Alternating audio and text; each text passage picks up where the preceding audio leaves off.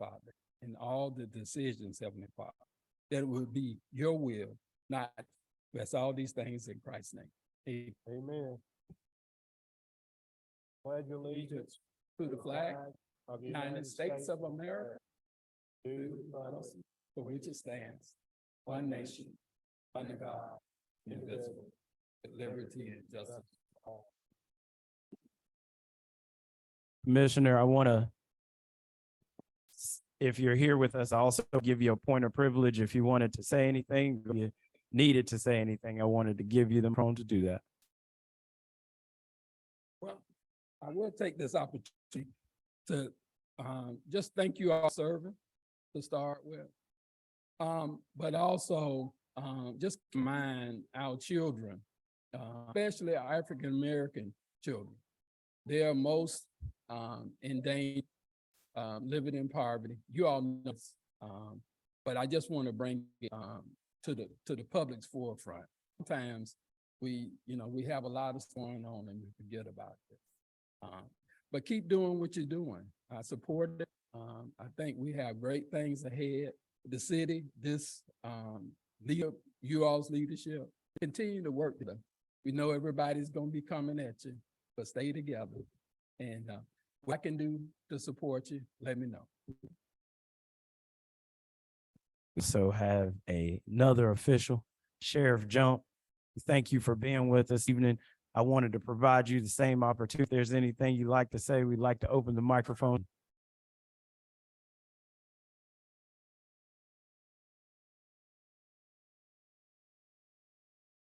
Not much to say. I just want to appreciate y'all for everything you've been doing. And Miss Regina for her standing up for the sheriff's office. I know it's been a challenge in the city. I want you to, the sheriff's office is there with you. Although see that it appears that we started with you to work conjunction. We're here over a year assisting you. And if it weren't for you guiding and leading the city the way you're doing and doing a well job of it.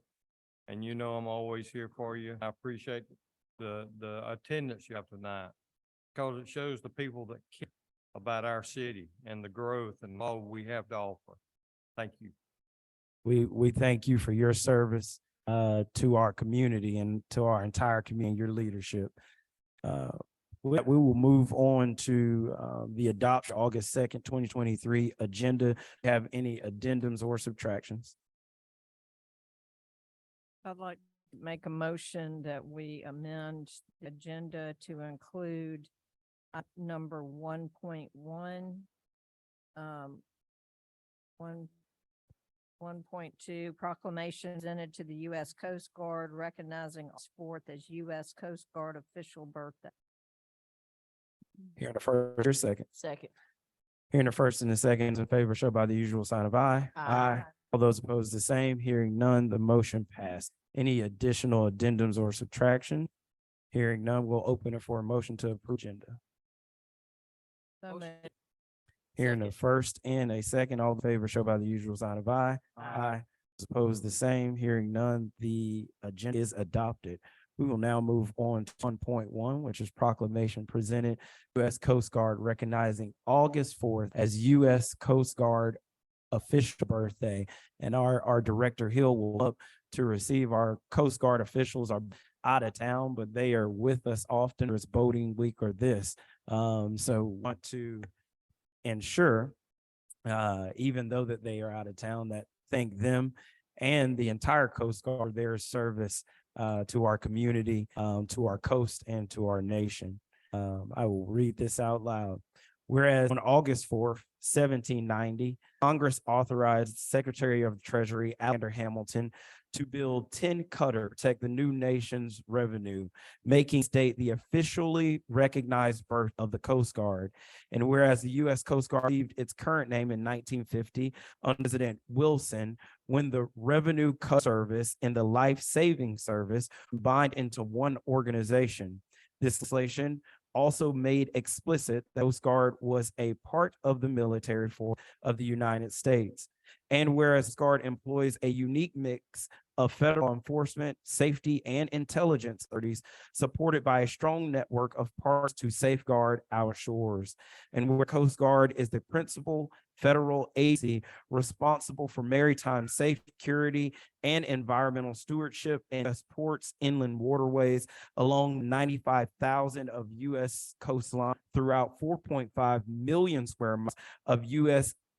exclusive economic zones and on the high seas. And whereas on an average day, U.S. Coast Guard conducts 40 search and rescue cases, saves 12 lives, screens 313 merchant vessels for potential security threats prior to arrival in U.S. services, services 45 buoy and fixed aids to nation, facilities movement, and movement of 18.6 billion goods and commodity through the nation's maritime transport system. Now, therefore, I, Cosby H. Johnson, as mayor of the city of Brunswick, along with my fellow commissioners, who hereby celebrate August 4th, 2023, the U.S. Coast Guard's birthday in Brunswick, and encourage all Brunswickians to celebrate this day and remember the men and women who ensures that the public and safe protected on our waterways, shores. Give a round of applause to all those who serve.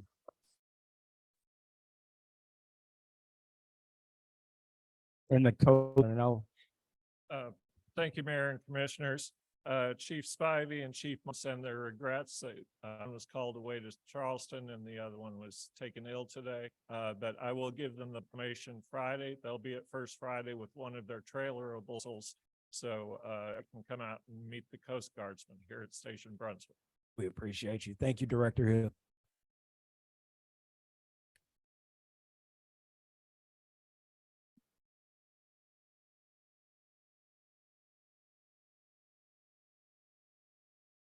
Before we move on, I want to take a point of privilege, and in this point of privilege, I will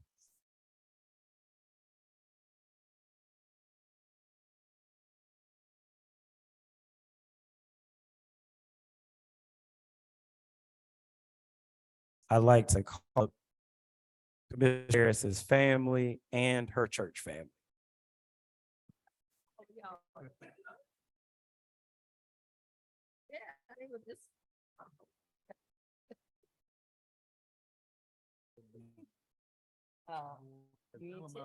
You didn't tell me about this, Johnny.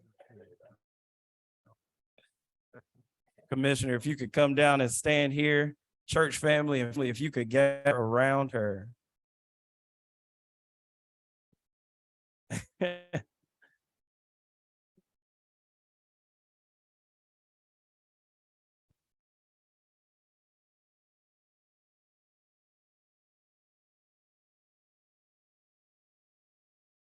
It is not often that we get to recognize one another. She's ready. She's ready. Already ready to be a commissioner. I like it. It is not often we get to recognize one another. A lot of times the work we do goes unnoticed. It goes on without a thank you. It goes on without a thank you for showing up and being a bridge. And we all feel that, but even more so, it's a blessing to see that your faithfulness, not only to your community, but your life and to your sport has grown far beyond the bounds of Glen County.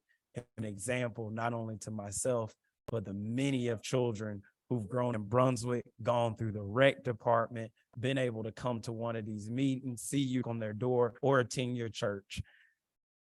I want to take time to read this proclamation in this red frame. And I think we all know why it's in this red frame. Whereas the mayor and city commissioners to publicly acknowledge and congratulate Commissioner Felicia Harris on named as a 2023 inductee to the Glen County Sports Hall of Fame. We want to give a round of applause right there.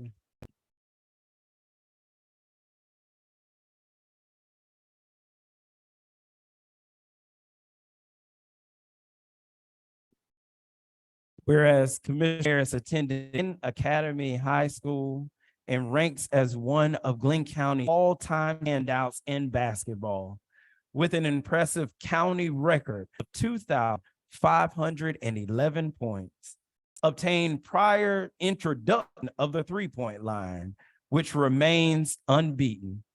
And whereas during Commissioner Harris's basketball career, she was a three-time All-County selection, County Player of the Year in her junior and senior year, and Glen Academy Final Four in the state tournament.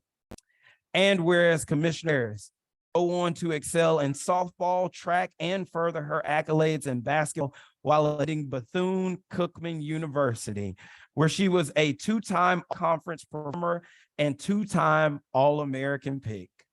And whereas Commissioner Harris would make the transition from sports to public service, began her career with Internal Revenue Service, starting her own ministry to service the needs of Brunswickians and holding one of the highest public offices in Brunswick as a city commissioner.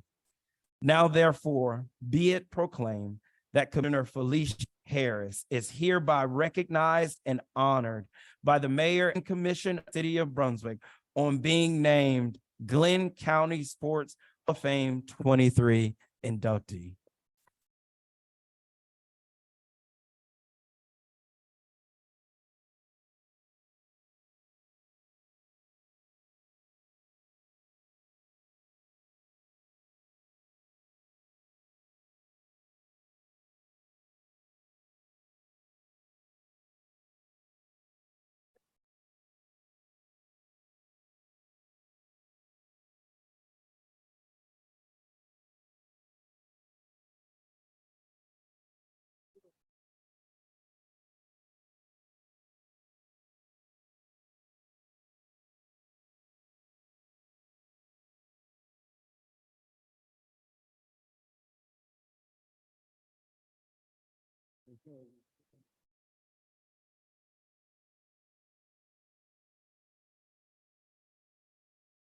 I could have spoken from the dais, but I just want to say thank you to community, because this is not just about the community. This is about my family as well, the support that I get, my church family as well as my immediate family, the support that I've gotten from the community. All of you all here have been a part of what I have been able to accomplish. And I just want to thank you for everything that you do and to keep supporting us, pushing us.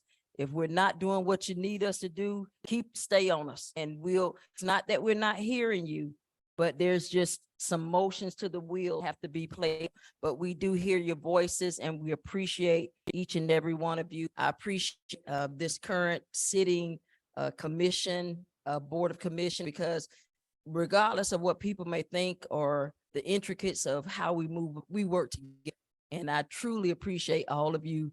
Johnny always leans to me and gives me encouragement. He's always bringing up some sports points and other, and I've learned so much from him, from Julie, from you, Mayor, from you, Commissioner Roll, as well as each and every one of you. And I just appreciate the entire staff of the City of Brunswick. It's been an honor and it continues to be an honor to serve. Thank you so much. Bless.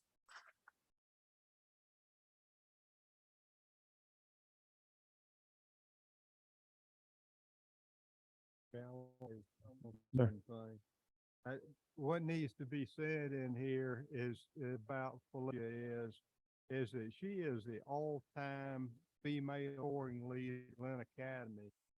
And correct me if I'm wrong, it's been a while since she talked about it. I believe she scored 51 points. 52.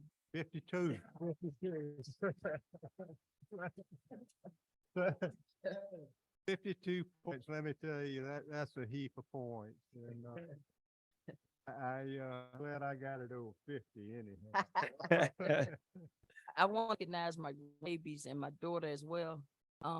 As you can see, my granddaughter, she's gonna always move and use her voice as well. So she wanted the opportunity. So again, thank you all. Wonderful. We will now move on to the public comment period. Ms. I don't, see Mr. Griffin present.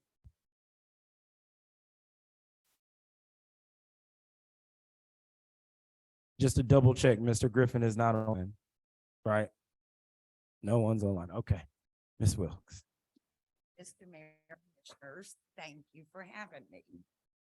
My need to visit the homeless and loitering situation was triggered by incidents Tuesday, June 25th, early morning, when people are sleeping, headed to work, in my case, work. After 2 weeks of escalating fights in front of the hall, resulting in the arrest of a man, and I use that term loosely, who wrapped a lead belt with the buckle on top of his hand to go after a woman across the street and threatened to beat her with it. 4 of my employees stopped this attack, and he to short-term jail. On Tuesday, June 25th, 2 motorists and I witnessed a young man, again, I use that term loosely, laying in the middle of Gloucester Street. I called 911 and the motorist had stopped and flagged down a police officer. It was dark. He hid from the police, and after they couldn't find him, he returned, got a shopping cart on the corner by City Hall, covered with flame, slept in the cart on the sidewalk till City Hall employees started arriving. Code enforcement removed him. The shopping cart was there at 10:30 a.m. waiting for the next person to use. We had the police searching for a man behind our business and others. He was caught to the hospital. All this while, adults and children were in the area. Donna, the loud woman with the cart, and I'm sure y'all all know her, I befriended and tried to help her. She was heard by the police, and after she and I had a confrontation, that she was going to get a gun and kill me. After the police officers walked into my restaurant, they realized it was me. Nothing was done about that, and I didn't pursue that and went down Norwich Street. She got to Central Harbor, posed a problem again. They got around her. She Family Dollar. I don't know what she calls there, but was arrested. He stood at my door and hollered at my daughter and I. We were Nazis that did not care about anybody on fentanyl. My daughter didn't bother to holler back. It's your own fault. So she was only arrested. She went to short-term jail. She's already back out. So in front of my grandson's clothes store, here with me tonight, Southern Hanger and Tipsy's on First Friday. There was a fight that off 6 people. On Monday morning, one of the guys involved, he came into a store and he asked if he wanted a job. My grandson recognized him open on Sunday, so he does everything on Monday morning, and he had nothing for him. When my grandson told him that, his whole demeanor changed. He had a lady and her child in the store. This just among blue, went to cussing, raising Cain. Finally managed to get him out of the store. He was headed down the sidewalk the whole while still doing this and acted like he was gonna come at him. And so my grandson usually does it, but he called the police. They tell him, we don't have any to send right now. And my grandson says, no problem, I'll take care of it. One officer did come. Made police reports of items being stolen. Last week, the pressure water taken out of my grandson's truck right by the building. They can use that afternoon to wash the building with.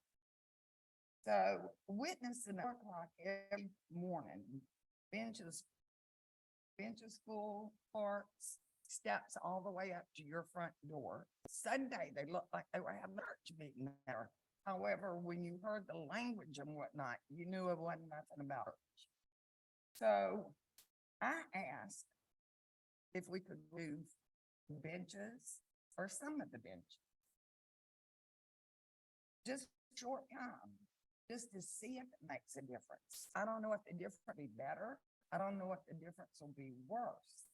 But The situation over there is a blight on our beautiful Brunswick Gold Isle for people that are traveling through, for tourists, for whatever. I'm tired of being asked, is the place across the street City Hall Hill? No, it's not a hotel. So people in town have worked hard to create the environment that we have down there. I've been inviting anybody whatsoever to come over and sit with me on the benches at 4 o'clock in the morning. They will see it is absolutely unbelievable. And then I realized that there are cameras on each end of City Hall. Actually, the cameras run and y'all can see what we see every day. If the cameras are being monitored. So I'm gonna ask again, if you will kindly address the bench situation, see if you can help us out. I'll also say that not alone is because across the street at Maggie Mays, we are in a mess with the lottery, and everything about our place has now become equally atrocious. So, City Hall customers, they're not using the benches. You will, I don't think I've ever seen a City Hall person come out and sit on the bench. I witnessed for the first time this week, a drug deal on the corner. The police officers tell me, Nancy, you're old school and it's in to be 71. I guess they thought I would remember this. One man on the corner with a bike, another one's on up bike. The man sitting on the bench hands him something. I unscrew the handlebars on his bike, the rubber piece, shoves it in there, goes around to the other side of the bike, unscrews that side, takes something out, and head back to the man. I know that y'all think that I just continuously look for fault, but it is horrendous. It is really sad. Any help we can get, we appreciate it. Thank you. I want to reiterate a couple of things that the city has done. Clearly the ordinances we've passed, there are 2 situations that we know of where the city is pursuing legal action, those 2 entities. Our officers have clearly been in a heightened mode of patrol, not only the downtown business corridor, but also inward city of Brunswick in connection with our sheriff's office, in connection with Glenn Police, and in connection with Glenn County Schools and their policers. So we are very much hard at work on the issue. We can be as honest as we can that it is a multi-tiered issue. I think so the time when we hear these stories, our brave men and women are responding, they are arresting. There is conversation that honestly has to be had at the next step level, whether it's the charges that are brought forth or the ability for them to be released and under their own reconnaissance, which is some we have consistently had conversations about and I'll talk to statewide leaders about. So I don't want you to think that we don't have the wheels turning. We definitely do. We appreciate your business downtown, appreciate your voice in our community. Thank you. That we will move on to our public hearing portion, 23 comprehensive plan, Director Hunter.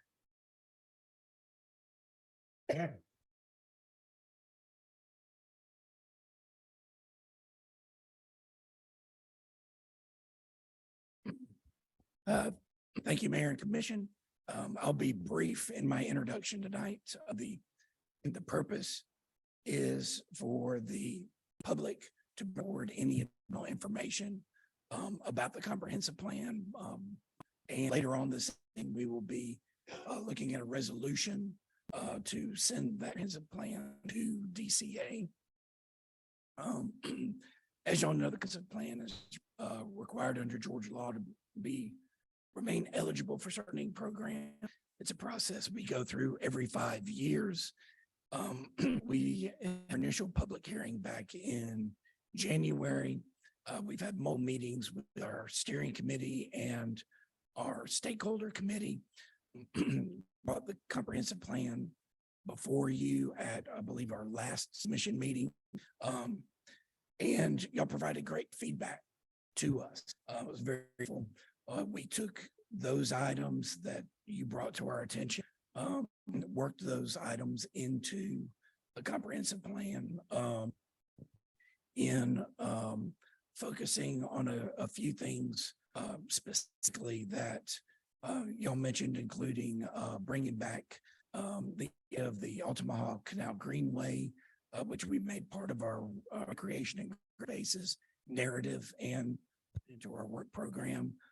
We expanded our Parks and Recreation section narrative to emphasize the planning exercises that we will be moving forward as recreation back into the city this year.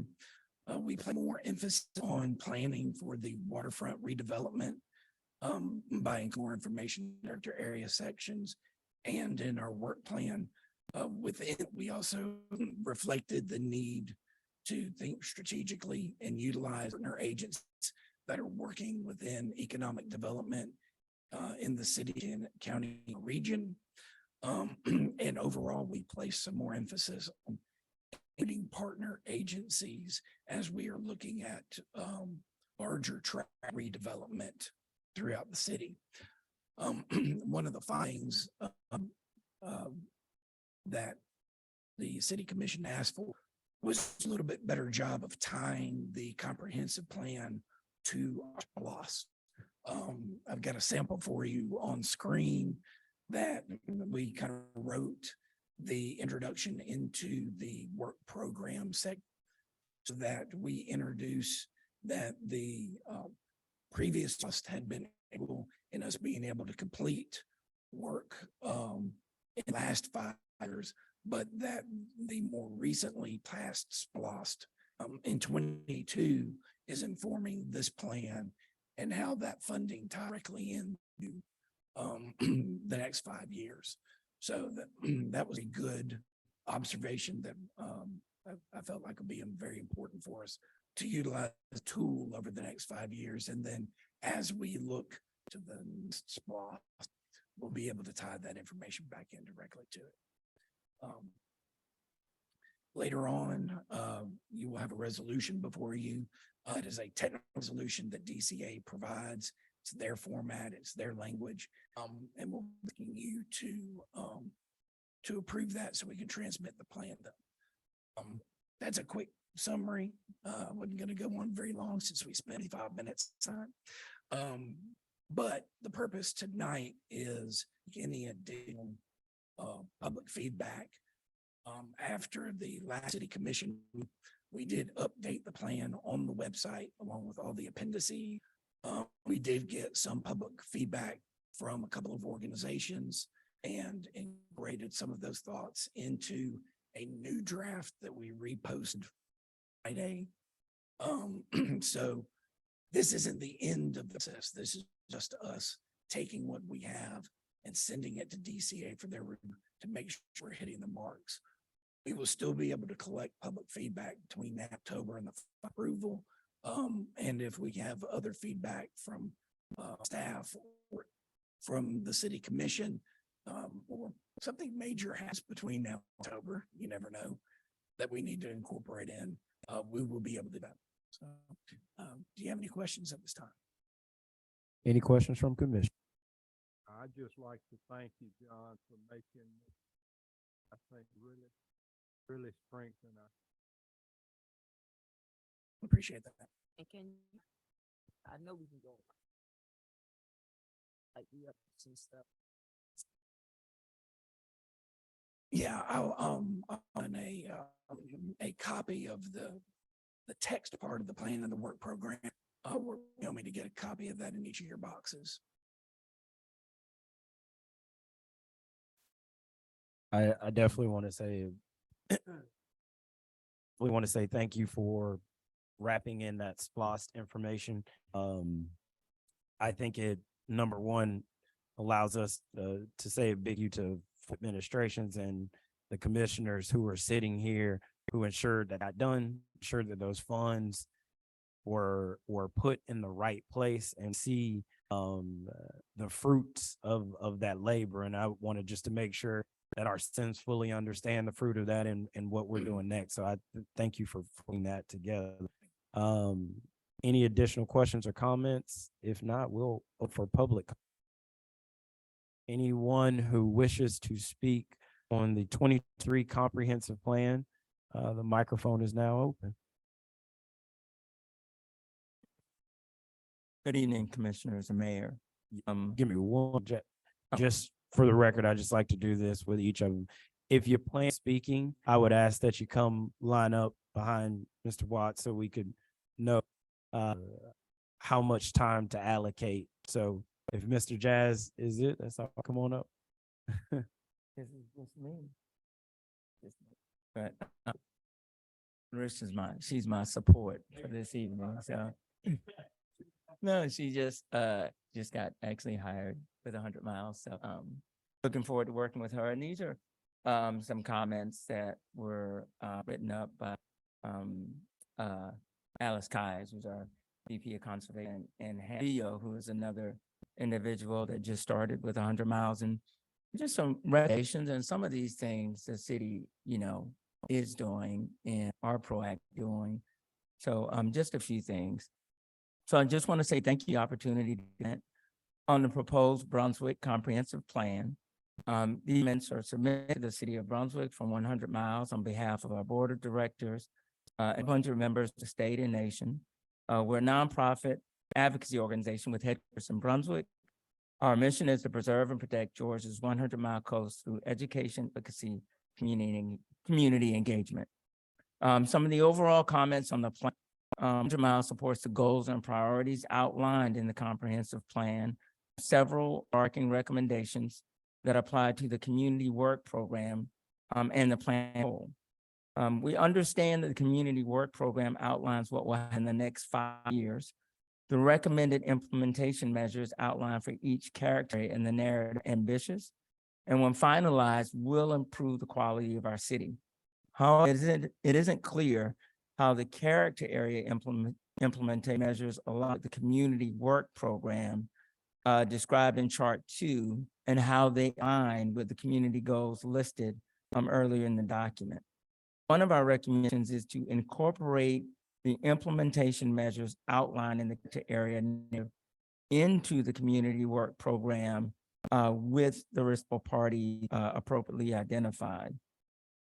100 Miles encouraged resiliency chapter is included also in the updated comprehensive plan and the desire for a resilient community as a goal. However, no guide this in becoming more resilient. Mr. Watts, can I ask you one question? Yes, sir. Is that one point and now you're moving on to a second point? Yes, I'm sorry. Okay, no problem. I wanted to ask a question on the first point. So I can wait till the end or ask it as you go along, whichever one you prefer. Each one. That's why I didn't want it to get to the end and then be confusing. So what would you prefer? I just asked real quick on the first point. Can you read to begin the recommendation? Because I was trying to just wrap my mind around what the recommendation was and I didn't. Yeah, to incorporate the implementation measures in a character area narrative into the work program with parties appropriately identified. I think we're just talking about kind of joining things in line together. Okay. So Do we have this in writing by chance? It's been sent to. Okay, perfect. I want to fully understand what that is. Yes, sir. And hearing you read that, I'm gonna be honest, I don't understand what asking for or what the ask is. So offline, maybe afterwards, we can do a little bit of just what the ask is. Okay. No, thank you. In point two, and I'll just kind of lay them out. As I mean, there encouraged resiliency chapters included in the updated comprehensive plan. But items surrounding flooding are reactive to our community's current issues. We encourage a more proactive plan to strengthen Brunswick resilience. And we have recommendations there, but one good example is like the work that you're going to be doing in College Park. Right, so that's a clear example that the city is moving on that. One examples that they have listed are green streets implementation, site reforestation, and increase urban tree canopy. That is in the tree ordinance section. Impervious surfaces covering minimum are incentives. And we have a link regarding that, and it's something that they're doing, some work that they're doing in Tybee that might as an example. And also the city of Brunswick should apply recommendations for federal funding targeted at enhancing the capacity of the city to address racial and economic injustices caused by environmental harm and poverty. And I think that's something that you're also doing, talking about addressing the issues with Honeywell and some of these other companies that have a long history of environmental contaminant in our community. So an example, of course, would be, the Hercules site and also the LP site. And those would just be some examples, but obviously the city has filed against Honeywell. We'd like for the city to consider hiring a resiliency coordinator to oversee the community's efforts, equitable address flooding, sea level rise, storm surge, collaborate with local environmental nonprofits, state environmental agencies on best practices, address the Superfund challenges that threaten community health and well-being. We know that 25% of the Superfund sites are right here in Georgia. Point three, an unmet need in the community is enhanced biker and pedestrian safety for residents in our city who depend on biking as a primary need of transportation. 100 Miles supports the city's complete streets ordinance and considers biker and pedestrian safety the most importance of our coastal cities. While item 19 in the work program introduces the need for additional attention to the issue, I just have a couple of recommendations to add.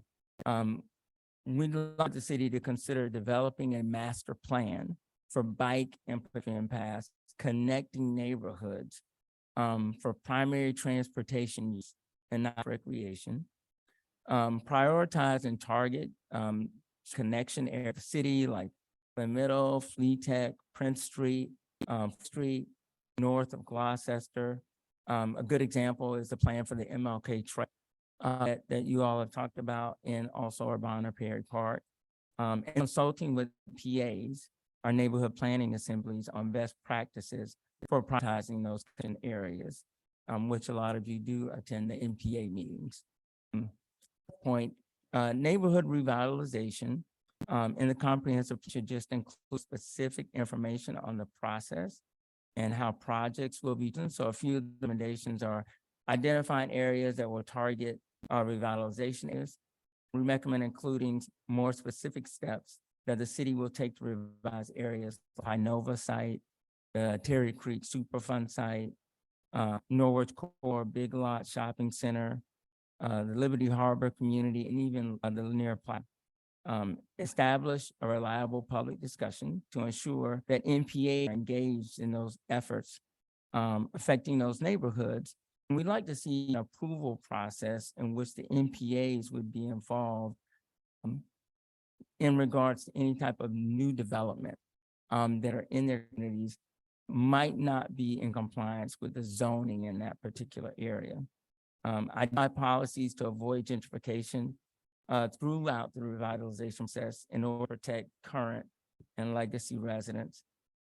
Considering an industrial front as possible revitalization and encourage mixed use to accelerate and utilize these properties for more than industry.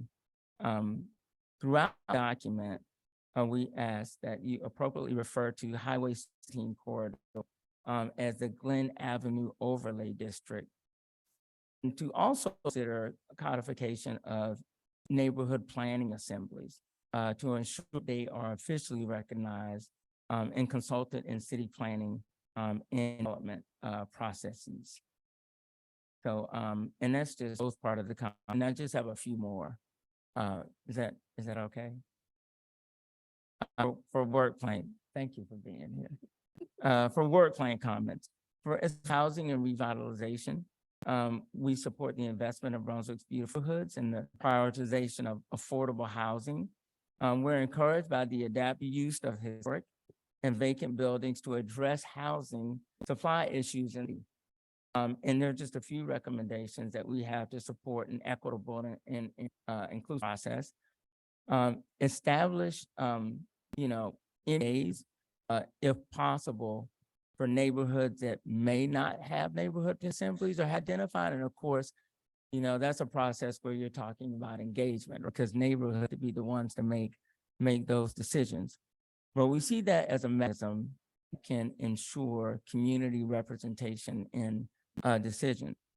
On efforts to develop neighborhood revitalization plan, ensure that the improvements avoid gentrification or displacement of residents. As far as cultural and environmental projects, trees are the features and characteristics of the city. 100 Miles supports the role of the tree board and is interested in working more closely with the tree board to accomplish the preservation of existing special trees and canopy throughout the city. One of the recommendations is to finally recommend adoption by the city commission a tree ordinance that would apply to all properties in the city and protects the urban tree canopy. And there are a number of examples that we have listed that you can look at. And as far as economic development initiatives, in the economic development work program, consider is not an actionable item, should be included in the work program. So our recommendation is to change language in numbers 25, 26, 27, and 28, and move the term consider and encourage the use of a more actionable language that could ensure implementation, such as study financial feasibility of or survey public opinion on, include action items intent on encouraging green sustainable businesses such as solar, infrastructure, native landscaping, and weatherization programs. And then just short long-range planning. It's not clear why prior to work plan section titled short and long-range planning are removed from some of the rest of the work items. And I guess one last thing that, I would add that I never thought about is I'm on the Glenn County Comprehensive Steering Committee. And one thing I think that both the city and the county think about is I know that both of these committees take a lot of time, and the city and the county are two different entities, but they are also connected, right? Because the city is out of the county surrounds the city. So what impacts the county does impact the city as much as what the city can impact the city. So I think that moving forward, maybe we should think about what, not only having separate steering committees, but what would it look like if there was some type of joint committee when the comprehensive plans are adopted for the city and the county to meet to see where they overlap and maybe how they can work and benefit and support other. So I know that was long. I really appreciate being here because that was a lot. But we will email those points to you.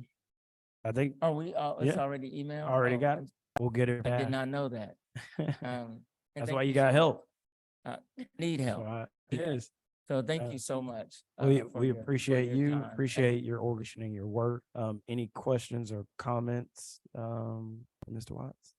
Hearing, Just making sure we got that. That was a mouthful. That was a lot. That was a lot. we appreciate it. And just Thank you just so much. bringing it- Thank you. Any additional Public.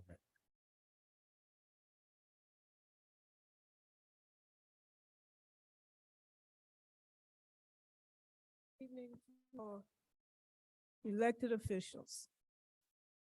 Glad I don't sit in chairs. But I respect the work that you do. And my comment is that I want you to do better. Because we can do better and we must. I got very emotional reading the first 2 pages of the comprehensive plan.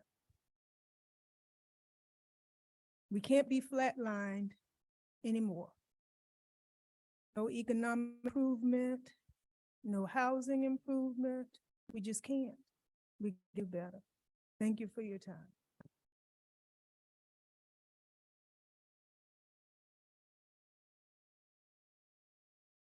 Thank you much, Miss Anita. Any additional comments? All right, seeing none, we'll move on to items to consider for approval. Consider approval of 2023 regularly scheduled minutes. I'll make the motion to approve minutes from June the 19th, 2023 regular schedule meeting. Hearing the first, second, all those in favor show by the usual sign of aye. Aye. All those opposed, the same. Hearing motion passed. We'll now move on to consider approval of May 31st and June 30th, 2023 financial reports, and these will be 2 separate votes for each of the reports. Okay, good evening. You have before you May and June's financial statements. Did not have a finance committee meeting in the month of June, so therefore I've provided with May and June. But I'm going to focus mostly on June, and then if you have questions, we can go back to May, but basically June is the more up to the numbers.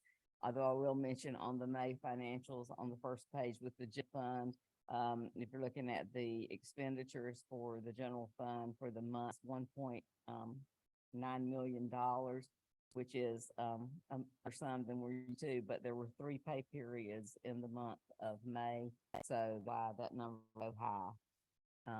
But moving on to June, you'll see the monthly for the month of June for expenditures were 2.9 million, and is higher because we paid out the $1 million roughly in pension contribution for the year in the month of June.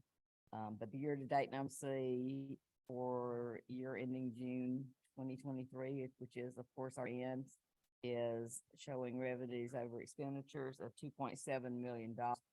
Will not be the final numbers, but it should be fairly close. We do have some accruals working for the audit for both income and expense. So those numbers will change some, but hopefully we will end up with a good year of revenue or expenditure. The cash balance at June 30th of $9.6 million. Of that, $9.4 million of it was invested over at Georgia Fund 1. And after they take out basically their management fee, those funds earned 5.12% for the month of June, which is a pretty healthy earn during what interest rates are now. Loss distribution month, we were over the prior year at the same time, $47,000. Year to date for 12 months, we were up $744,000, equated to 8.667% over the same 12 months of last year in comparison. The second page has SPLOST 6, and see down at the middle of the page on the left-hand side, the cash balance we still have is approximately $1.9 million. We are still finish up those last few projects that are still outstanding, and we are in the process of going through and figuring out how we're going to allocate the funds that have not previously been allocated amongst the overages, shortages that have already been paid out to date for SPLOST 6. I did want to make one on page 1 that I forgot. I did make a little parenthetical comment on page 1 to show that we have received the first SPLOST 22 distribution. We received in June, and that amount was $640,000.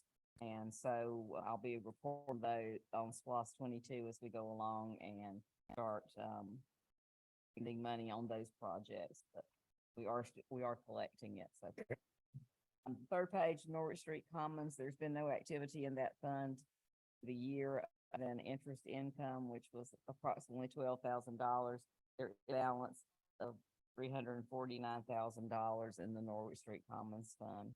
Roosevelt House Multipurpose Center, there were total expenditures, $140,000, inflows of $484,000. I guess the point mainly of interest there is the amount that was transferred over from Mill Fund, to fund the Roosevelt Harris Center.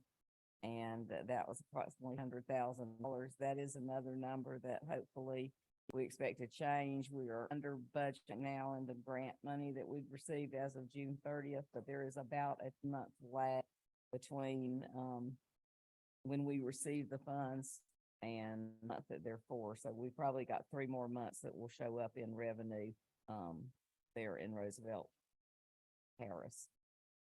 The ARPA fund, if you'll look in the middle of that section, we have a cash balance of $6.7 million in cash. In the month of June, we did transfer over $62,000 to revenue recovery in the general fund. And if you'll recall, the budget for June 30, 2024, the current year, the remainder of those funds will also be changed over to revenue recovery. For purposes, audit purposes, the funds will still be used on most of the things that they've already been allocated to for like housing relief and harm prevention to support coastal health services and other improvements like storm damage. The next page is the sanitation fund. We have income of the year, $643,000. There's cash on hand of only $500,000, and we still have cash restricted for the T Street landfill of approximately $197,000. Middle of the page, you'll see trash up and refuse cleanup and street sweeping. Year to date, $1,676,000. Those numbers stay fairly constant from month to month.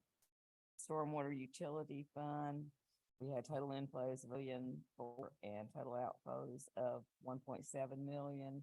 It shows a deficit of $271,000.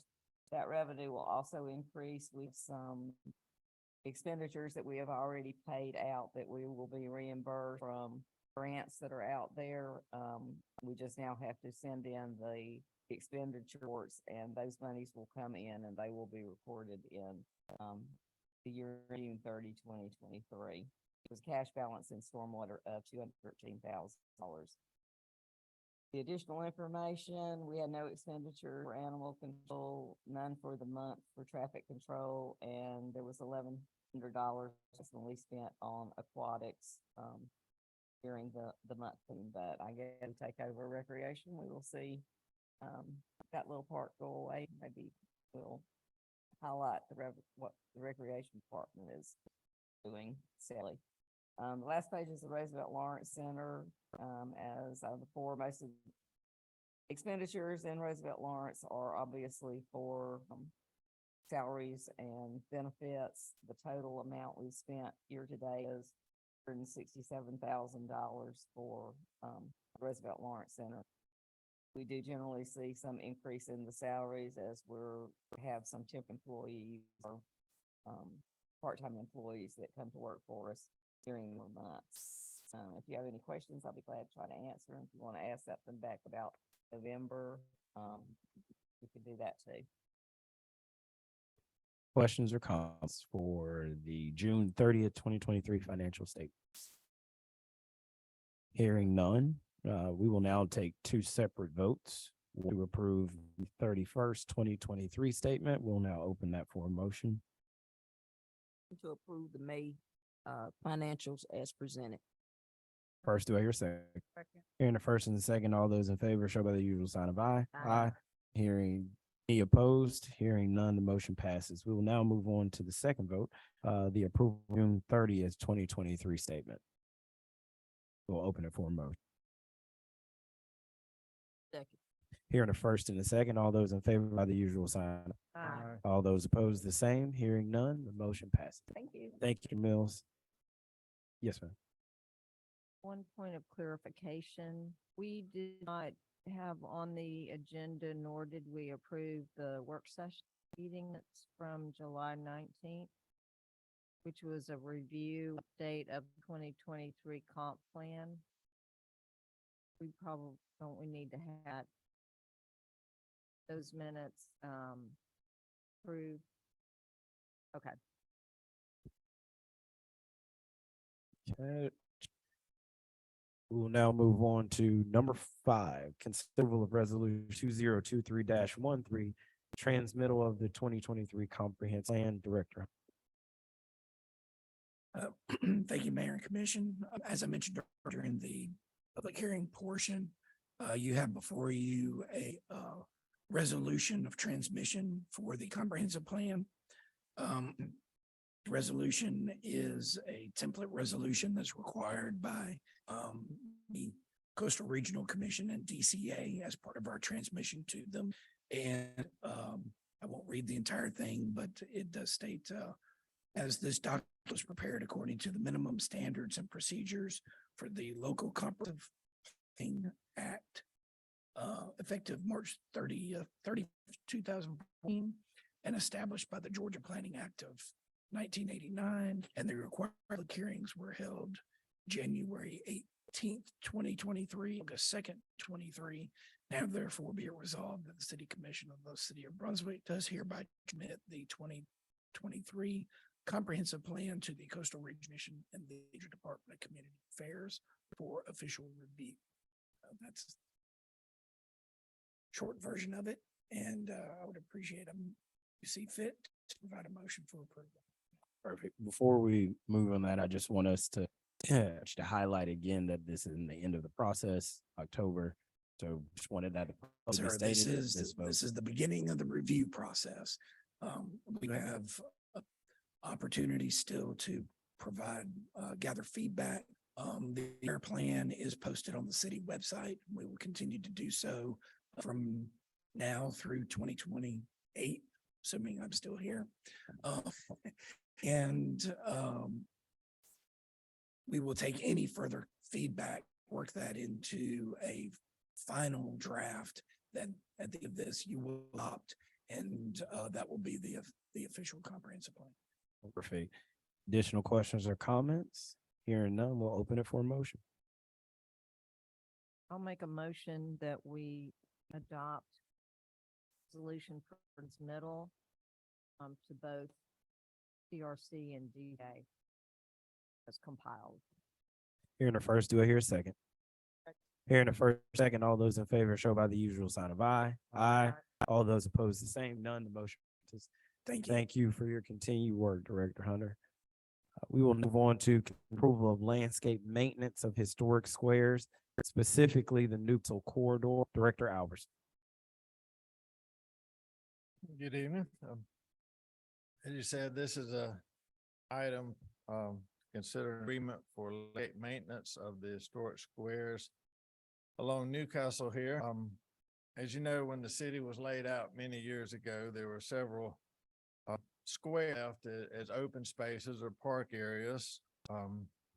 And over the last several years, some of those squares have been improved, primarily through the work of Signature Squares, which is led by Commissioner Martin and Mr. Jerry Spencer. They've done a good job of improving the landscape conditions and the aesthetics and the beauty of those squares. And with those improvements comes a higher level of maintenance that is required, and more so just cut and trim, blow and walk away from it. You know, you got plant care, pruning, fertilization, just a lot of work and a higher level of work, and time right to it, and often exceeds the capacity of our crew, our resources, and the public works department. As they have these squares, Mr. Spencer's done a good job of arranging private contractors and contractors to come in, take care of those squares. And, you know, the more squares as they have developed and improved, you know, more people involved. Those contractors' personnel have changed over time. Mr. Spencer's taken a little step back, starting to maybe retire or maybe not involved as much. But you know, what that results in is sometimes we're starting to become uncertain about who's managing what square, what's going this square. There may be somebody doing a task at this square and a different group doing the same task at the square. And we don't always know who to point to who to look for, when we need certain things done at certain squares. All that to say, we felt like it's time to kind of bring it back together under one umbrella so that, you know, we have one contractor that we can go to and say, hey, we need this done at this particular square. That's our go-to person. So that's the reason, for this, pulling this together. And we decided to start with this along the Newcastle Street core here. The squares included in this agreement are Hanover Square, the fountain area and the two plants at Hanover, Queen Square right here, northeast and northwest, Michael East and West, Mockin East and West, the median along Newcastle, and the improved parking lot and planting beds behind the three annex. Carol, you're talking about the median. Yes, in Newcastle Street, yes, sir. Not the right of way coming in, but Just the median, yes, sir, from Hanover to G Street. So, that's the areas including the scope of this contract. And then not to get too far off track, we want to put out another track, want to get this one in place to look at some of the parks on the 17 side, Monument Sign, Overlook, Dog Park, the Anchor Monument, and Liberty. And in Finance Committee meeting the other day, Mr. Mayor John asked for a list of the parks included in this and that other one.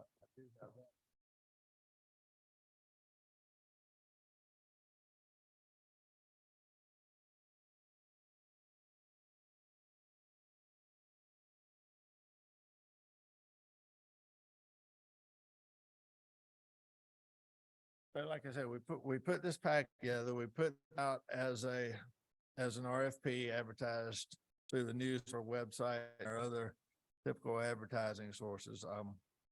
We got two proposed back on this. We got the proposal from Coastal Greenery and a proposal from Molina Landscaping. After review of proposals, selected the proposal from Coastal Greenery because of, they did a better job of giving us the information that wanted, how they plan to staff the project, how they would work and their work plan. But also that their price was lower. The price of this agreement with Coastal Greenery is $8,960, and the Molina price was $86,160. So we just felt like we got better information and a price with Coastal Greenery. So 86,160. for Molina, yes, sir.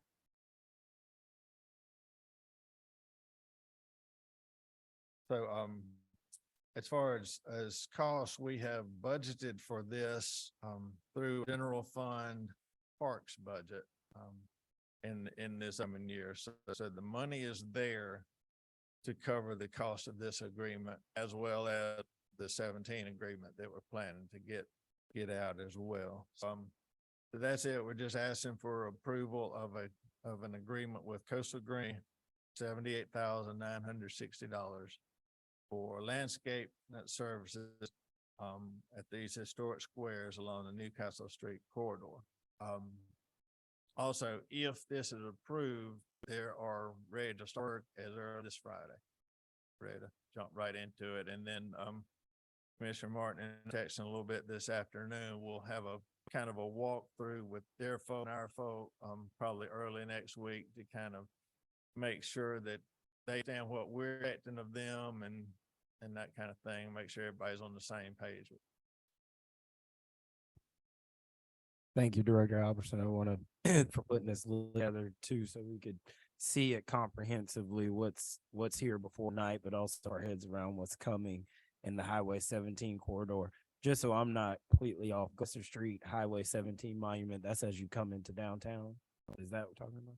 So that's Okay. the big sign. out Good deal, there. good deal. No, that's perfect. Welcome to Brunswick. Yeah, no, that's perfect. I'm glad to see that on there. Questions or comments? Well, I'd like to say I'm very pleased that this is coming forward now. I mean, you look at the amount of investment in our downtown area. It only seems right that we as a city and these squares, not just assets, but they are part of our infrastructure too. And it's really important, I think, for us as a community to maintain them at a level that is at least on par with the amount of money investment that we have private people renovating buildings and bringing new jobs into our community. So I'm excited about that. I do have a couple of questions in reviewing it. And probably we'll talk about when we're circling through the different squares, is making sure that the brick and the other pavers gets for control, as that, especially in Hanover, comes up through the brick. Right. And then has any other contractors been notified, scientific turf or anybody else that's been doing things? I'll know that those services might no longer be. We've talked to a lot of them that, this is out there and we're working in this direction. We've not kind of waiting on them before we, any of them, okay, here's your end date, before we give them that notice. Okay. And I know it was mentioned about a soil test. Will they do a soil test each year? Because obviously the dirt's Mhm. different. Okay. Then I would want to specify that the wood mulch put down either be natural or that dark brown, no red, no orange. No Right. Those were.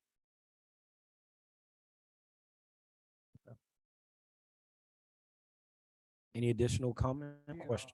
I'd like to ask about the irrigation system. But where's the irrigation? Right now, all of these squares already have irrigation system in them.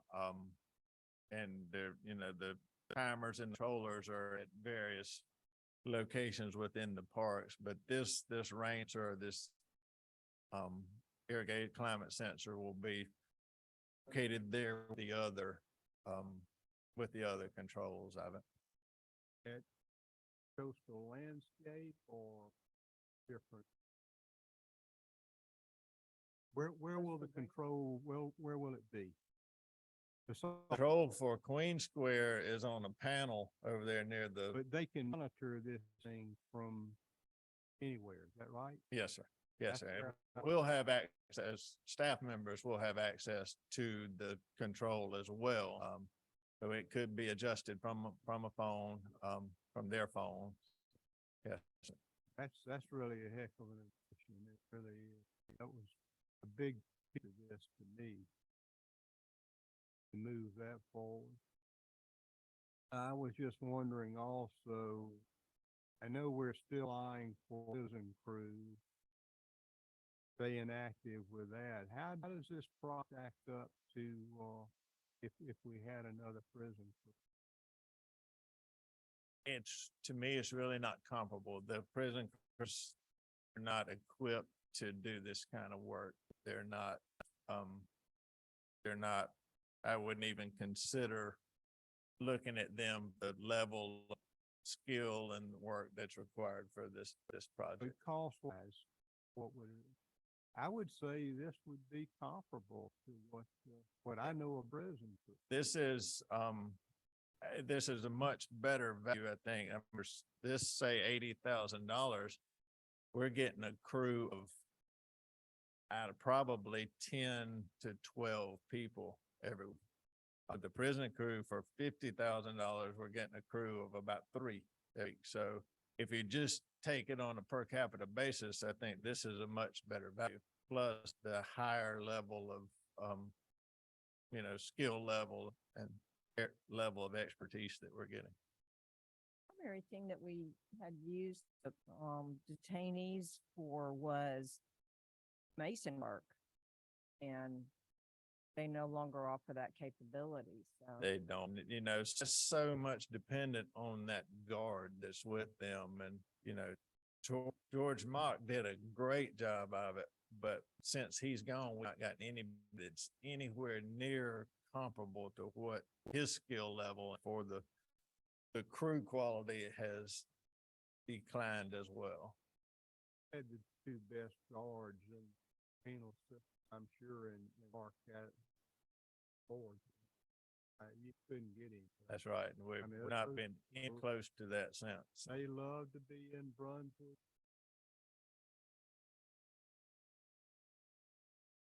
Right. Very proud. He did in that one. Right. One made a serious. Done Coastal Greenery, Jeffrey Johns got a horticulture degree too, doesn't he? He's credentialed. I think in he's a culture education. education, yeah, and he's got several people under him, of course, with kind degree, hold all the necessary certifications, the pesticides and herbicides, and any kind of credentials you can imagine. They've got it according to their documents. So.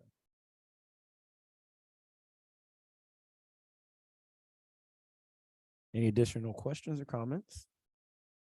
Hearing none, we're looking for a motion. I'm delighted to make a motion to approve the landscape maintenance of Stuart Skers and Newcastle corridor as presented. First and a second, those in favor show by the usual sign of aye. Aye. All those opposed, the same. Hearing none, motion passes. We will now move on to consider approval of resolution 013-14, adoption of stormwater utility billing rate. Okay, this is an item to discuss and set the rate for water utility for this upcoming billing cycle. As you all know, the stormwater utility was established in 2018. And at the time, we, of course, did a rate study and cost analysis, revenue models, which added 5 projections for it. At the time, knowing the level of service that we wanted to get to, some of the improvements that we wanted to make, the assessments of our condition, our assets at the time.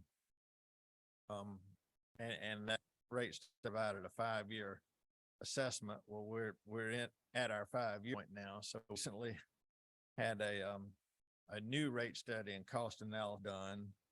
They went back and kind of reviewed some of the things that we have accomplished over the first 5 years of the utility, which includes improving our CRS rating, updating our ordinances, new equipment brought on board. We've increased our staff positions, and we've created a master plan, storm drainage master plan, among other things. But this new study takes into account the higher level or the rising cost of just operation of the stormwater maintenance, equipment costs, personnel, those kind of things. And then they went in and provided a level of service projections and cost projections for the next 5 years going forward. And then back that into a projected or recommended each year of the next 5 years. The rate, well, first let me say I attached a copy of the draft of the rate study to your agenda pack. That's a draft that you have. I've since emailed, or I think Naomi sent you a copy of that draft. So if you need another copy of that, of the final copy, let me know. So the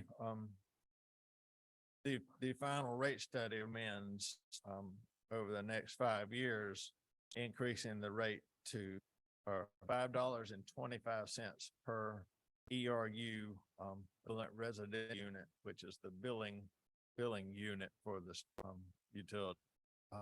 $5.25 per month in this upcoming year, 24, $5.25 in the next year, increasing to $5.50 for the 2 years of that, and then $5.75 in the 5th year.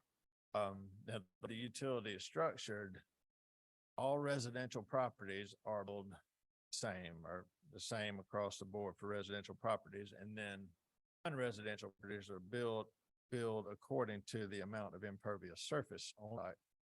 But as far as residential properties go, this proposed rate of $5.25 per month, it's out to an annual fee of $63 per residence per year. It's an increase of 54, or increase from $4 the current rate. So that's a $9 increase per year for residential properties. Now, again, the resolution that I included in your packet was to set the rate at $5.20 for this upcoming year, fiscal year 24, which bills will go out probably in September, I believe. In the first committee meeting the other day, Mayor Johnson proposed the idea of going and setting the rate for the next 5 years.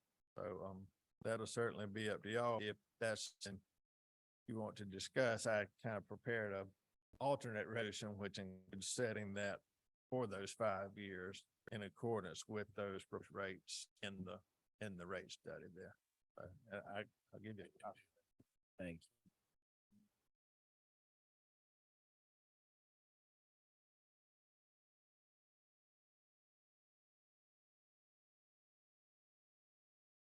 And Director, while you're passing those out, so we know, before COVID put a pause on this, we were under a fire agreement, right? We had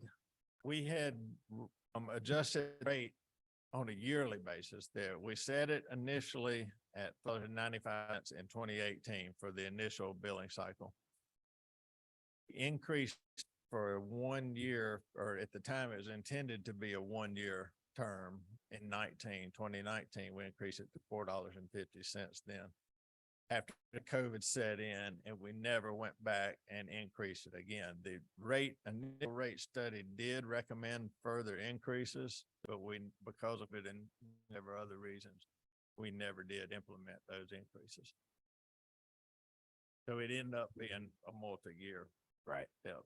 Multi-year step. And then COVID caused us to pause that, and we haven't done anything. Right, it's been $4.50 since 2019. And I'm just gonna fire off some questions. Apologize for interrupting. And since then, we've seen through interest rates, materials, cost of labor, all of those have increased dramatically since our last conversation about this issue. That's, we've had some staff salary increase over those years. Of course, fuel's going up, equipment costs are going up. The last vac truck we bought, I think, was right at $400,000. We recently started explore prices on when it started at 550 was the first number we got. So that's how those numbers are jumping. So, And can you, just for education of the entirety, tell us what a vac truck does, and maybe tell us some of the others that we'll have to buy or work on in this space? the vac truck cleans storm drain inlets and pipes. It's huge vacuum is what it is. And so it's got a pipe that goes down in that inlet and sucks all the trash, dirt, debris. So in terms anything of that's in ensuring there. that flooding Right. doesn't and happen. block the water, so the water can get out. Yeah. We operate street sweepers under the stormwater utility. We run street sweep every day. Those are about $350,000 piece of equipment. We've got multiple tractors, excavators. We've got a large excavator that we used to clean ditches. It's probably a $250,000 equipment, so. And I know we've had conversations earlier about certain hotspot areas in Brunswick. Mainly one of the ones being the neighborhood right off the backside of Glen Middle. Now that Glen Middle is raised on that land, all of that water floods in that community. I know we've had a deep discussion about clearing out those ditches in the way and having a conversation with those in the school space as well. But these dollars, the more dollars in this pot, the more we have the availability to do that work, clean those ditches and to work in those hotspot areas. That's exactly, these funds go towards our cleaning and our maintenance of the system, and our regulatory compliance. We have to maintain compliance, our stormwater that's on the state level and federal level. And that's what funds go for here. We do some small capital improvements, replacing, 100 feet of pipe here and there. The multi-million dollar drainage projects, the Macon Talmadge projects, the All Street project, this doesn't generate enough funding for those.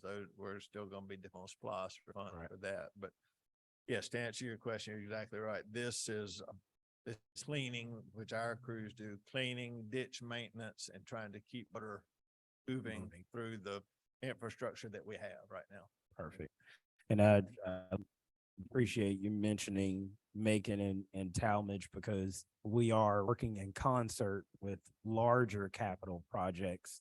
This money flows into a whole master plan of ensuring that having community be more resilient or as resilient as possible, but also to ensure that we are keeping up the infrastructure that we have. And right. so I appreciate it. I wanted to ask again, as it stands before now for this year, you said that the rate increase would be per household $8 a year, or $9 a year increase per residential property. per residential property. Yes. Okay, so per residential with what is before us for this year, it would be a $9 increase for their stormwater, and that's for the year. Correct. Yes, and that's billed on the tax bill, so that would be a one-time bill on the tax bill. Okay. Of $63 per residential property. Now, the non-residential property is billed Separate. Yeah. based on the amount of impervious surface. So you may have a big site with very little paving on it, which doesn't have very much of all, but it's all based on the amount of runoff. So commercial is still under a different regulatory structure, but this one is Billing structure, yes, sir, Gotcha. exactly. that were the questions I have.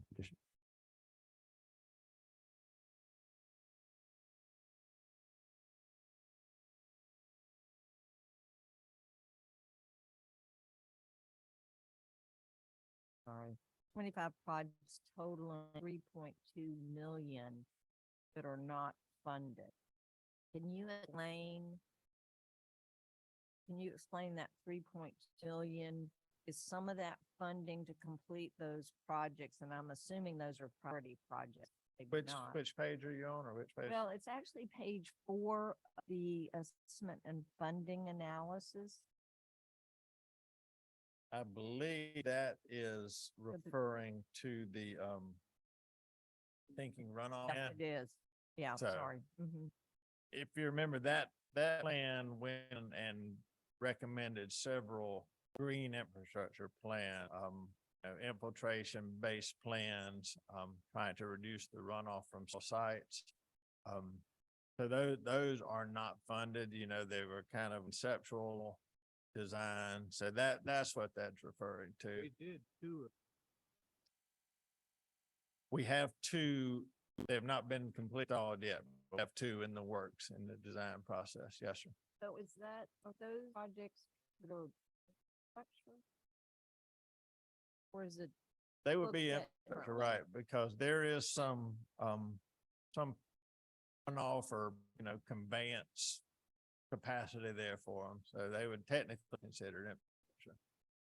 they're not individually included in storm master plan as far as those larger scale infrastructure projects. So with the new rate, the new utility rate, to just sort of catch us up at this point, or do we feel like we're still behind a little bit? And so use a combination of grant funding and perhaps loss funding? You catch us up as far as our overall needs or, you know, as far as our overall stormwater needs, we're way, Okay. and it's gonna take multiple splosh for us to cut Okay. it. But Many this- millions of dollars. This is a different pot. today. That's right. We're Yes, sir. talking about the general maintenance of the system Yep. in this. So it will be, it's like a 75 cent per month in, That's right. And but we want to make sure people that it's under, this is separate. This is a separate right. pot. This is maintenance and up of what we have, but for bigger picture to improve the situation and the overall situation of our stormwater system, that's much more money. But all of it's is a comprehensive step resiliency. That's right. It's all necessary. You know, we need capital improvement projects in the bigger pipes and the newer pipes and the bigger infrastructure, but then we also have to maintain what we have, and then we also have to maintain our compliance and show the state that we're doing the things to say we're going to do our permit. So it all tied together. Because I remember when I first became a commissioner, we didn't have anything like, this was like ghost. There was no such thing. But through the work that your department has done and that the commission has, and the staff has done, we are at this point that we do now have a decent grasp on maintaining our dated system, because it's old. Well, yeah, we do. And then the easiest thing to do is the equipment that we've been able to purchase. That's what everybody sees. And, you know, before we were kind of limping along. Back truck was out of service more than it is service. We've been able to purchase new equipment that's reliable. It's run over. The street sweepers are working every day. We've got tractors that we can use to go out and clean ditches. So, you know, that's the easiest way to point to that of the bits of this. We're way away from the sanitation department that we finally scrapped because they didn't have the right equipment to compete where we are now with new equipment. And this stormwater utility was not something that the commission came up with. It's really something that for us to keep permitting and discharging to the United States waterways. We were forced into doing this. We really didn't have a choice. There was no, and that really needs to be said every which way turned. We had to discharge to the market of our location here on the coast. Right. Without doing this, we would not have permit. This allows us to. And big thing is that I want to ask tonight is, can we go with the flood insurance program with this? How much more points can we get off of our flood insurance for the community? Because of what we've done here. The flood insurance program based on a 1 to 10 scale, 1 being the best, 10 being worst, or 9 being the worst, I guess. In our last review or renewal, we moved from a 9 to a 6. Each increment you move up to 5% decrease in flood insurance premiums, people within the city. So our last round, that was a 15% decrease or discount on people's flood insurance. We certainly want to try to move to a a level 5 when the next round comes around. And further it can, once you go past a 5, there's a whole lot more regulations that come in and a whole lot more prerequisites that you have to meet. There's a lot of stuff that the building department is already tied in, John's department, but they become much more tied in that to move beyond a 5. But, and then of course, you know, further up the list you go, the fewer communities there are. There's a couple of ones, a handful of ones throughout the country. So, but it's similar to the insurance ISO rating of that the fire department debates in. Well, it's really necessary that we continue, and I think we're going with the right questions here from where y'all came finance. There really was a lull here because of COVID. We not advanced, and to answer the question, are behind the ball severely, everybody up here. I think to go in and we can justify what we need, catch up. Whatever that is, we've got to do it. Everybody knows what's an inflaw right now, I'm sure, in our coastal community here. Insurance companies are canceling policies down there. And we cannot jeopardize that. Here in the city of Brunswick, because we're just behind the 8. I use sanitation. I don't know how many people remember the sanitation department. Me, I did. And I don't want to see us go back to that mentality. It's called the wire mentality. I don't want to see that. And we've got flooding, we've got to address it all. I think I'll go up to this backfill what we did not get. That's a good idea. Yes, sir. And I think you made a good point, Johnny, to make this short. I think you made a good point because what we want to make sure is that the community understands how this equates to the savings that they will have on their side of it.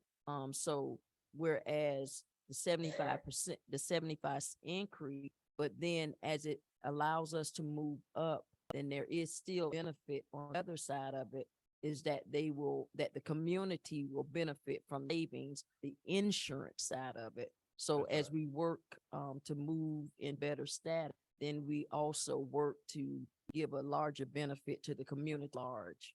Mm-hmm. That's right. You know, if you have say you have a $200 insurance premium and we're able to move from a 6 to a 5, that's a $10 increase right there, or $10 discount, which offsets. Believe me, I've written my checks.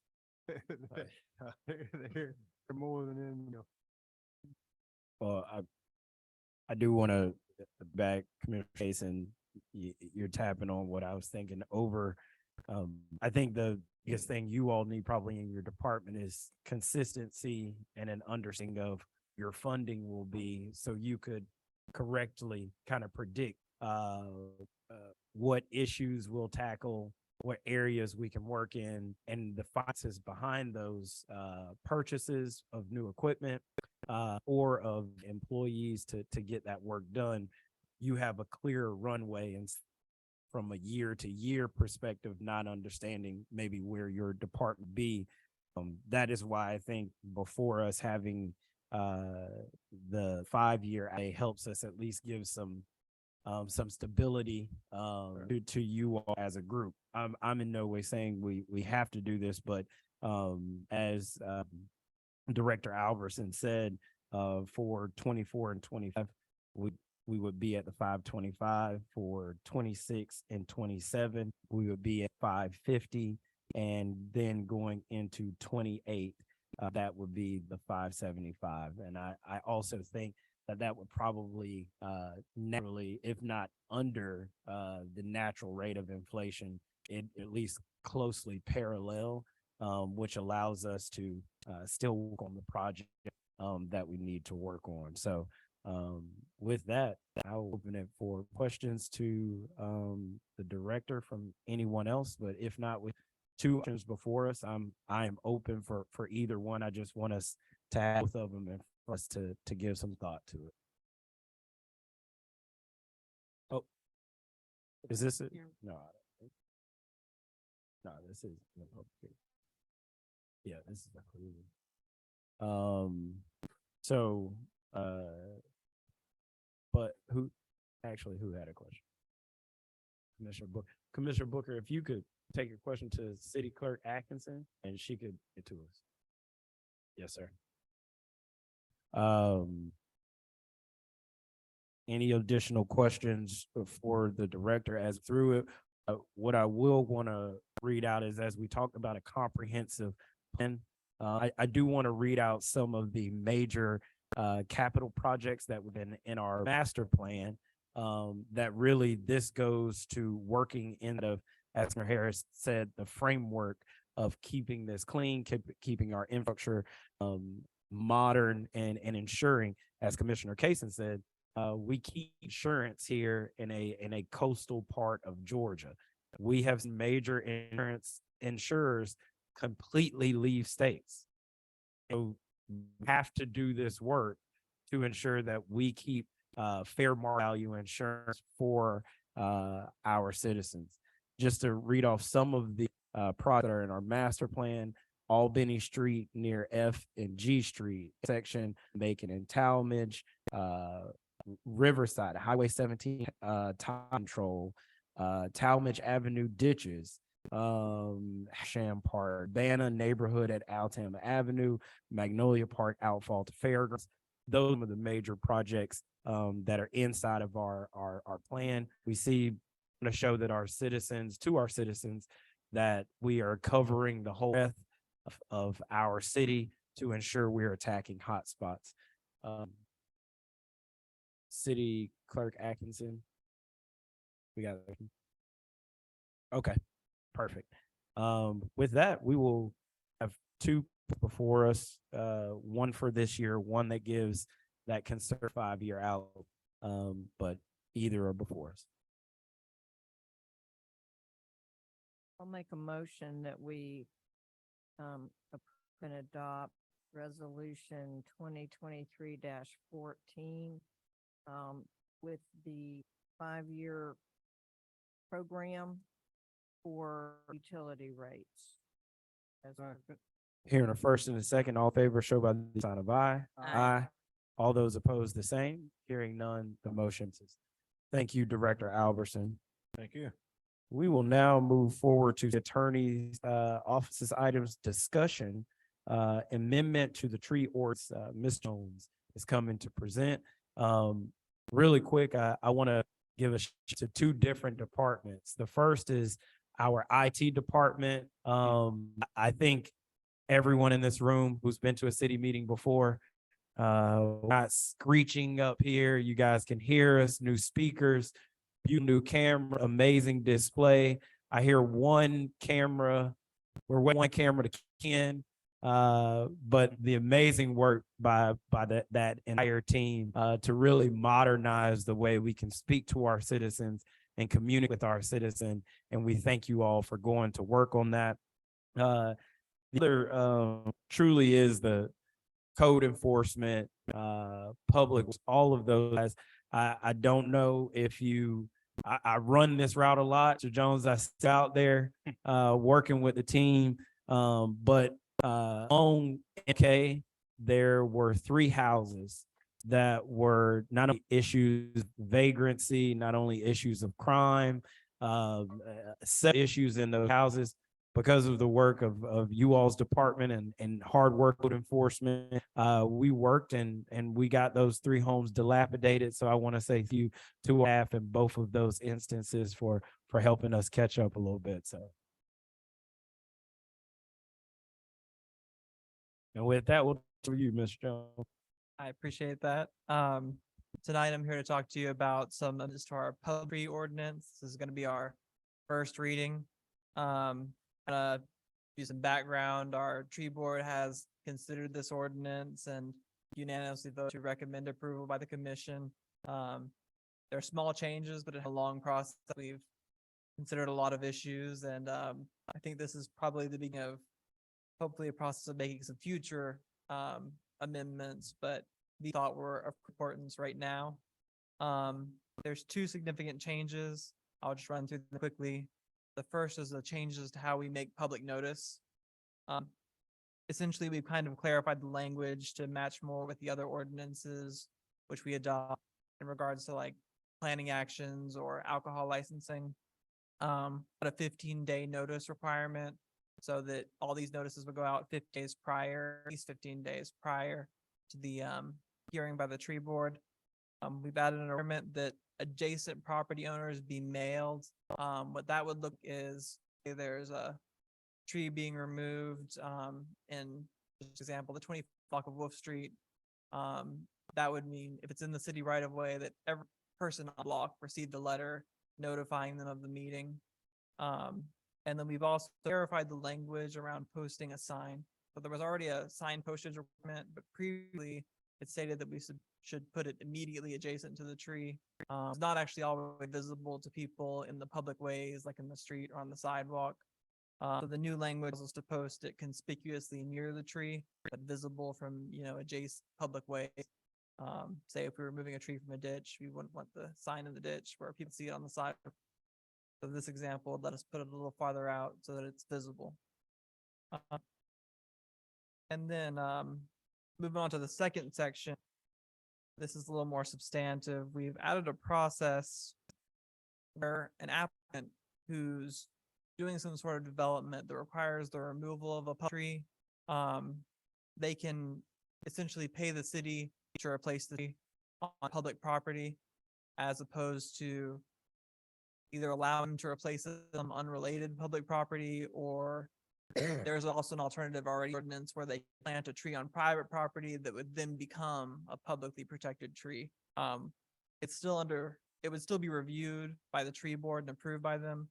The reason I add this is because, just to give you a few scenarios where applicable, a small residential lot, adding a driveway might remove what's in front of it and have nowhere really to place a tree on their own lot. Like if there's a large tree and it's a small lot, there might not be anywhere suitable in their lot to replace a large canopy tree. So give us the option to have the city replant a tree and then receive payment at planting the applicant.